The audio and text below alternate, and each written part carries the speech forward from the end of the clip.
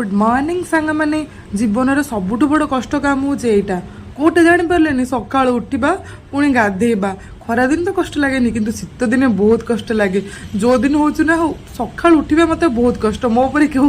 कौ मान सब सका उठा कष्ट मत कमेंट निहाती कहे तो मुझे उठिकी गाधा पाधे आसली ए टोपा सिंदूर लगे पकेली एवं जा स्वास्तिक स्त्री को उठेबाई देखो कि आड़बाया आड़बाणी भाई शोचती किए भी उठिले तो मुझे आसली टिफिन रेडी करदेवाई टिफिन रेडी कर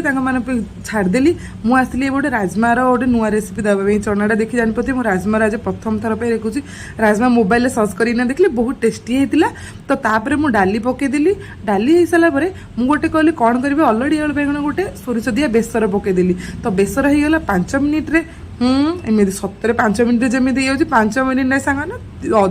अध घंटे लगला सामान 30 मिनिट तो सब हो गला इपिडीए कर खाईदेली तो जदि आपण मानक मो वीडियो भल लगुच तो लाइक शेयर कमेंट निहाती